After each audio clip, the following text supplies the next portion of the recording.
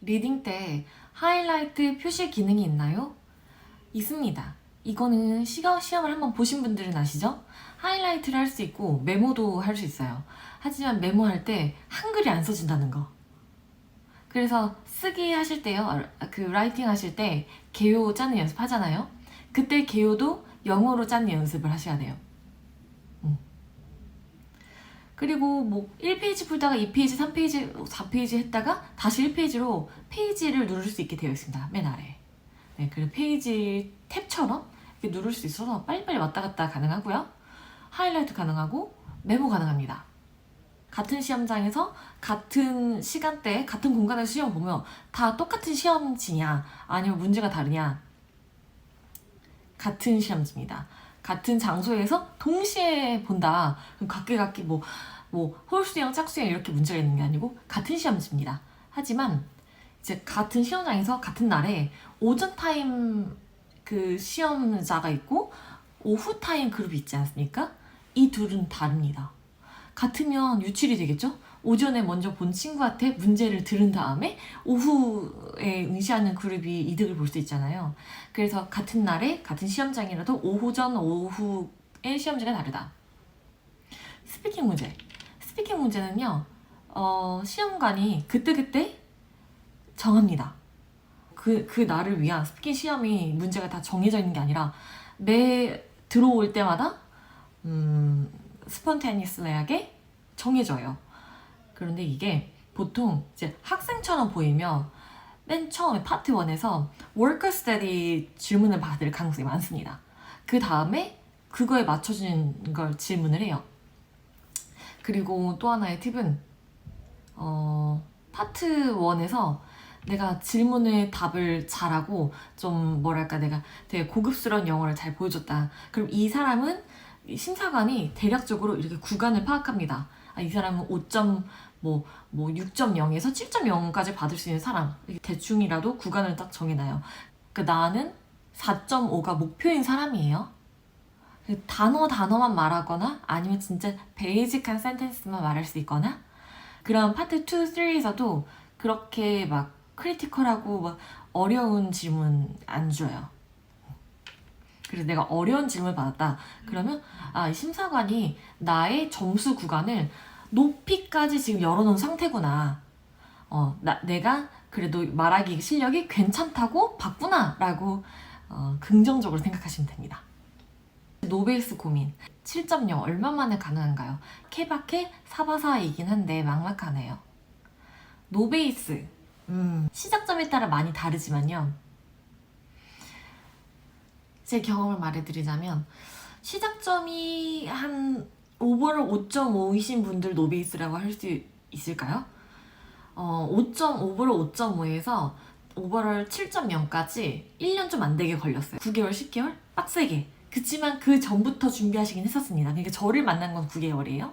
9개월의 시간이 짧은 시간은 아니에요. 그죠? 짧은 시간 아니고 더 단축해서 할 수도 있었어요. 그쵸? 6개월은 조금 부족했을 것 같고 한 6개월에서 9개월 정도 하면 대신 되지 않을까. 적절한 좋은 선생님 만나고 열심히 했다는 가정하에 9개월이든 1년이든 했는데 7.0 안 나오시는 분도 있습니다.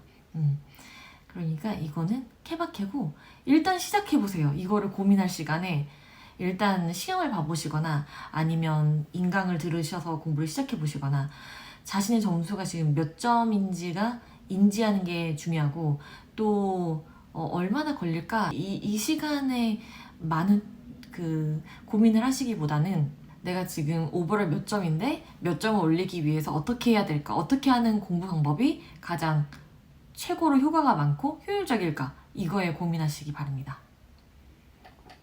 라이팅 점수 올리는 법. 문법을 모르는 건 또 아닌데요. 문법을 많이 틀려요. 그러니까 또 문법을 새로 공부하자고 하면 다 아는 내용 같은데 막상 문장을 쓸 때는 문법까지 떠올리면서 쓰기가 쉽지 않더라고요. 어떻게 하면 단기간에 라이팅 실력을 올릴 수 있을까요? 이거 많은 분들에게 보이는 질문이에요. 라이팅 점수를 빠르고 쉽게 올리는 방법, 사소하지만 모르시는 거 한 가지 팁만 알려드린다고 하면 글의 논리적인 구조입니다. 베이직한 잉글리시를 쓰고 베이직 센텐스를 쓰고 그리고 내 아이디어가 막 독창적이지 않고 흔하고 또 그렇게 동의어나 아카데믹 월드를 많이 사용하지 않았더라도 글이 논리적이고 질문에서 듣고자 하는 답변, 이 질문에 초점을 맞춰서 무관한 문장 없이 논리적인 글을 쓰면 5.5, 6.0까지는 쉽게 올릴 수 있어요. 그 다음에 6.0에서 6.5까지는 논리적 구조 플러스 패러프레이즈를 많이 해야 돼요. 패러프레이즈. 그 다음에 단어의 반복이 없어야 되고 그 문장의 해석을 방해하는 문법 실수는 없어야 돼요. 그래야 6.0에서 6.5가 됩니다. 지금 이 글을 쓰신 분은 문법을 모르는 건 아닌데 문법을 많이 틀려요. 자잘하게 많이 틀리신다는 것 같아요. 단수 복수라든지 아니면 뭐 관사를 안 붙였다든지 이런 것들, 그런 사소한 실수는 괜찮아요. 언제까지 괜찮냐? 관사 실수는 7.0을 받으실 때까지 괜찮아요. 우리가 만점을 목표로 하는 건 아니니까 관사 실수는 그냥 괜찮다. 계속 줄여가시면 되고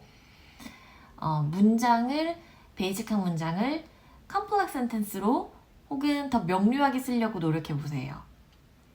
그럼 문장이 자연스럽게 길어지고 명료하게 쓰려다 보면은 패러프레이즈가 계속 되게 되어 있어요.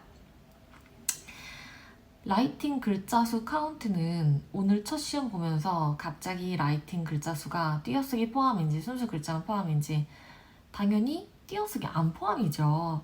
네, 단어 수예요. 이거는 워드에다가 타이핑을 하시면 맨 아래에 단어 몇 words 이렇게 표시가 됩니다. 그래서 워드로 연습을 하시면 좋아요. 첫 시작은 어떤 공부부터? 첫 시작은 자신이 좋아하는 과목부터 하세요. 대부분 리딩 리스닝은 책으로 혼자 바로 풀 수 있고 바로 시작할 수 있으니까 리딩 리스닝 많이 하시거든요. 그렇게 해보시고, 저는 아주 기초적인 분들 있잖아요. 캠브리지 리딩을 풀 수 없으시는 분들, 단어가 너무 모르는 게, 이게 베이직한 단어도 몰라서 풀 수 없는 분들은 스피킹 먼저 해요. 왜냐면 재밌기 때문에요. 스피킹이 더 재밌기 때문에. 기초이신 분들은, 그러니까 비기너 클래스는 스피킹 모범 답안도 만점의 답안이 아니라 7.0, 6.5에 맞춰진 답안을 드리니까 해석하기 쉬워요. 거기에서 이제 모범 답안을 해석도 하면서 독해력을 기를 수 있고 문법 설명도 듣고 연습도 하고 내가 수업을 한두 번 들으니까 뭔가 말이 되는 것 같은데, 물론 준비한 토픽이 있긴 하지만 이런 작은 성취감이 매일매일 쌓여야 됩니다. 그래야 쉽게 포기하지 않기 때문에. 첫 시작 어떤 공부부터? 자신이 제일 좋아하는 과목. 좋아하는 과목 없다? 그러면 하나씩 다 건드려보기. 그리고 나는 아주 비기너고 영어 초보자다. 그러면 스피킹 추천합니다. 오늘 시험 봤어요. 그런데 라이팅 파트 2 너무 어려워서 다 못 쓰고 왔는데 바디 2 절반만 썼어요? 다 못 쓰면 무조건 O 이하로 나오겠죠? 말씀드리면 거의 4.5에서 5.0 이렇게 나올 거예요. 5.5가 될 수 있는 방법은 별로 없어요. 거의 없다고 봐야 돼요. 5.5가 되려면 66, 55 이렇게 나와야겠죠? 4가지 채점 기준에서. 일단 태스크 어치먼트랑 코헤런스 코헤전이 6이 절대 나올 수가 없어요. 근데 잠깐만, 바디 2 절반만 썼어요? 컨클루전도 못 썼다는 거죠? 바디 2를 양만 절반만 썼다는 게 아니라 이거 너무 아까워요. 자, 만약에 여러분 이렇게 시간이 없을 경우에는 일단 컨클루전 한 문장이라도 쓰세요. 이 있고 없고가 태스크 어치먼트에 큰 차이를 줘요. 그래서 시간이 없다. 시간이 막 5분밖에 안 남았어. 나 지금 바디 1 쓰고 있는데 혹은 바디 2를 쓰고 있는데, 그러면 바디 각각 바디 1, 바디 2 몇 문장이라도 건드려놔요. 그러니까 4가지 단락의 구조는 맞춰놔요. 최소한. 최대한 구조를 맞춰놓고 그 다음에 바디 1, 바디 2에 살을 붙이세요.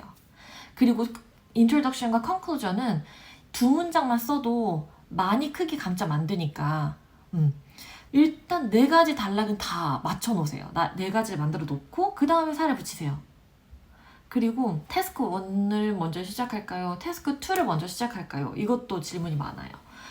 저는 태스크 2 먼저 시작해라 라고 추천을 드립니다. 왜냐면 점수가 일단 2배 더 많이 들어가죠, 비중이. 태스크 1은 시간이 없어서 디테일을 조금 빼먹었어요. 내가 5개 그래프를 읽어야 되는데 4개까지만 읽고 1개를 조금 디테일을 빼먹었어. 그러니까 디테일을 100% 다 읽지 못하고 90%나 80%만 읽었어. 그래도 태스크 2를 잘 썼다면 만회가 가능합니다. 알겠죠? 근데 태스크 1을 완벽하게 썼어요. 근데 태스크 2를 모자라서 태스크 2에 바디 하나를 예시를 적다 말았어. 아니 예시를 못 적고 주장만 썼어. 그러면 점수가 감점이 된 대로 돼요. 그러니까 뭔가 내용을 부족하게 쓸 상황이 되면 태스크 1을 부족하게 쓰는 게 낫지, 태스크 2를 부족하게 쓰면 그게 바로 점수에 반영이 됩니다. 그러니까 점수의 스킴을 이해하면 돼요. 태스크 1이 6.0이 나오고 태스크 2에서 6.5를 받았어요. 그러면 그 사람은 라이팅 6.5를 받아요. 근데 반대로 태스크 1에서 6.5가 나왔고 태스크 2에서 6.0이 나왔어요. 그럼 그 사람 밴드 6.0 받아요. 그러니까 태스크 2에 더 많은 시간을 쓰세요. 페이퍼, 컴퓨터 시험 어떤 게 더 나을까요? 페이퍼는 일단 장점, 페이퍼 장점. 가격이 더 싸다. 페이퍼 장점 2. 페이퍼로 풀어서 필기도 하고 좀 이렇게 표시도 하고 편하게 풀 수 있다. 가독성도 높아져요. 그 화면으로 보는 것과 실제로 손으로 쓰면서 페이퍼를 읽는 것에 있어서 이해도의 차이가 분명히 존재합니다. 하지만 페이퍼 시험의 단점. 시험 결과가 늦게 나옵니다. 그래서 데드라인이 있으신 분들은 페이퍼 시험을 보시다가도 나중에는 컴퓨터 시험을 보게 될 수도 있어요. 그쵸? 내가 7월 10일까지 점수를 제출해야 되는데 그러려면 6월 한 10일에는 시험 응시를 해서 점수를 내야 돼요. 그쵸? 점수가 안 나오면 컴퓨터 시험을 볼 수밖에 없기 때문에 컴퓨터 시험도 좀 고려하게 됩니다. 컴퓨터 시험의 장점. 첫 번째, 리스닝이 헤드셋이다. 페이퍼 시험은 다 같이 듣는 거니까 이제 스피커로 보는데 컴퓨터 시험은 헤드셋입니다. 근데 시험장에 따라 페이퍼인데 개인 헤드셋 주는 데도 있어요. 컴퓨터 시험 장점은 리스닝에서 개인 헤드셋을 준다. 두 번째 장점, 결과가 빨리 나옵니다. 5일 정도 걸리죠. 3일에서 5일 정도 후에 점수가 나옵니다. 컴퓨터 시험을 보기 조금 주저하는 단점 한 가지 있죠? 리딩, 가독성 떨어진다. 두 번째 단점도 있네요. 가격이 비싸다. 그렇죠? 이 부분은 나는 리딩이 진짜 최약점이라서 리딩을 페이퍼로 풀지 않으면 막 1점 차이 나고 그런 페이퍼를 하시지만 차이가 별로 안 나시거나 아니면 나는 좀 빨리빨리 점수를 받아보고 싶다 그러시면 컴퓨터 시험에 맞춰서 공부를 하시는 걸 추천드려요. 그래서 일부러 이제 캠브리지 문제 모의고사 같은 거 풀 때도 스크린으로 띄워놓고 푸는 연습을 하시거나 컴퓨터 시험에 맞춰서 공부하시는 것을 추천드립니다.